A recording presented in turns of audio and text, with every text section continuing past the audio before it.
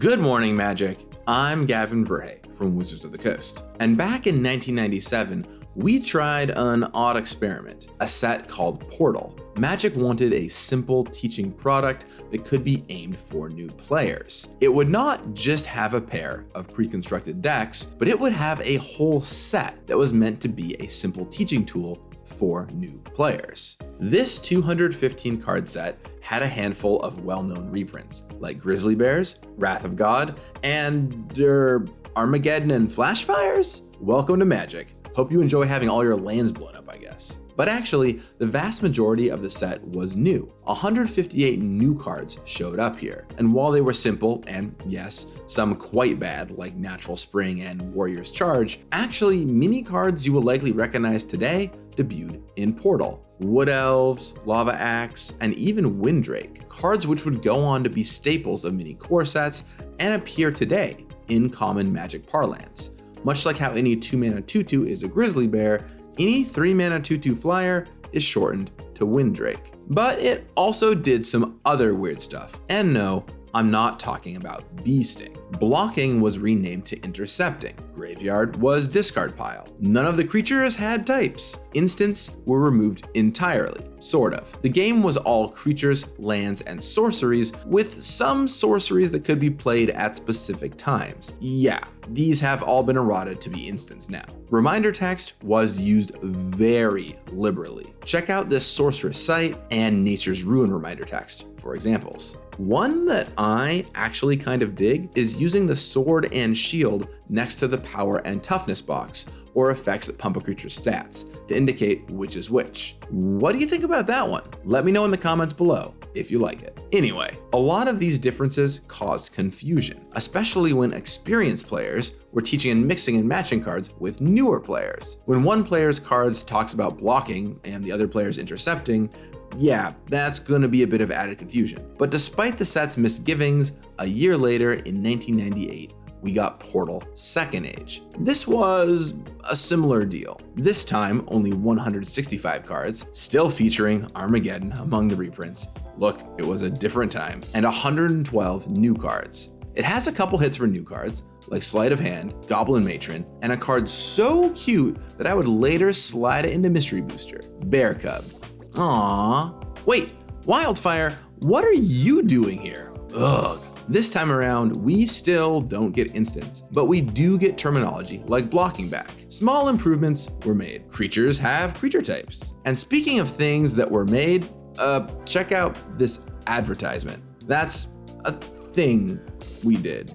Hey, I saw it, and now I'm forcing you to see it too. Anyway, a few fun facts I always keep in mind about this set. First up, this set actually takes place on Dominaria, on a new continent called Kalimon. And while we haven't seen Night Stalkers return, my return of the Night Stalkers deck is devastated. Some of the places have returned. You know Dakmor Salvage in Future Sight, a card graveyard decks sometimes use? Well, Dakmor, the place, premiered here. Just one more deep cut time spiral block reference you're still learning about 15 years later.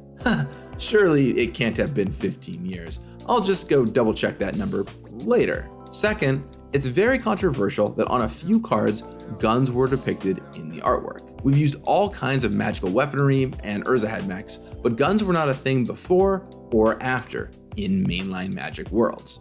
And I'm glad this didn't continue. Third, the card Piracy. This is my go-to example of a card nobody has ever heard of that got totally crushed by the removal of Mana Burn. Sorry, Piracy. Moving along, next year in 1999, we'd see another entry, and this one is a doozy, a legendary Magic set, Portal 3 Kingdoms.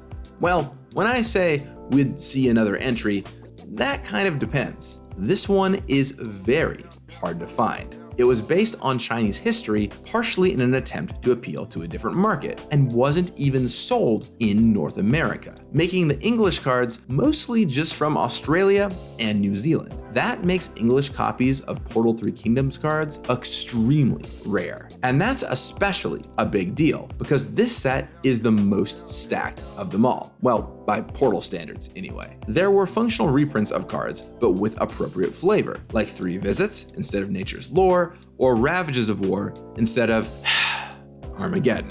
The set also used horsemanship instead of flying, which led to cards like Rolling Earthquake over Earthquake. Someday I'll get you back into the game horsemanship. Someday. Hey, where are my horsemanship fans at? But the new designs are also pretty wild. Loyal Retainers, Imperial Recruiter, Imperial Seal. Ahead of its time, the set even has several legends too, some of which are now popular commanders. You all catch Post Malone slamming the Lord of Wu himself and killing off Jimmy out of nowhere?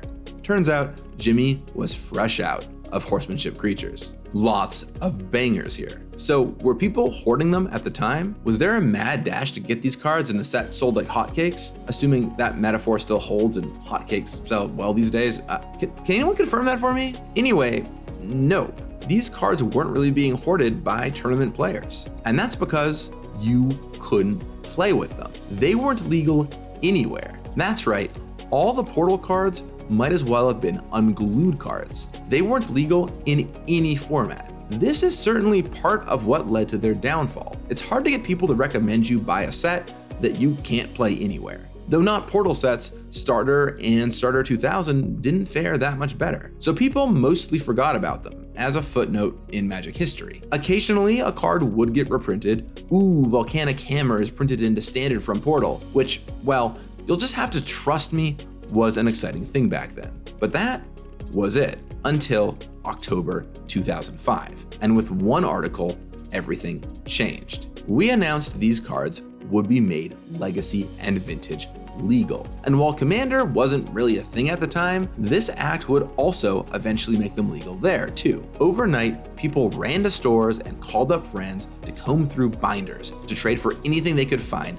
from the sets. I myself managed to get a Grim Tutor from Starter 1999 from my local shop. I held onto that thing for years, and I think it's cool that it eventually showed up as a reprint in M21. Once the dust settled, some cards started making waves in tournaments. Tutors like Imperial Recruiter, sure, but also something as unsuspecting as Sea Drake. Sea Drake was all about using the Portal wording to your advantage. If you didn't have 2 lands in play, you didn't have to return any because you couldn't target exactly 2 lands. Ancient Tomb, Mox Diamond, Sea Drake was a totally terrifying turn 1 move in Legacy. Once again, different times. It's a nice nod to history that we then reprinted it in Modern Horizons 2. But the Portal 3 Kingdoms cards remained the most sought after. And as we slowly reprinted them in everywhere from Judge promos to master sets, one card still remained incredibly difficult to find: Imperial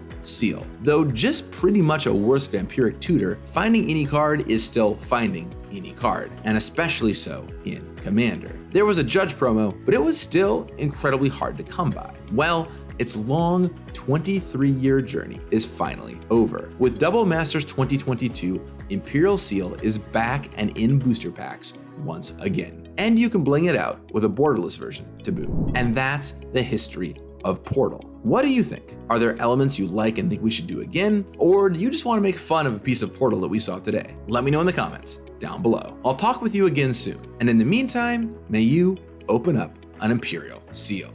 You got this. The Alara block constructed format became entirely warped around the Cascade mechanic. At Pro Tour Honolulu, featuring the format, hey, I played in this one, the most popular decks by a mile were all base Jund, using Bloodbraid Elf. Some decks sought to flip into what we called Cascade Ultimatum, where you'd cast Enlisted Worm into another Cascade spell, like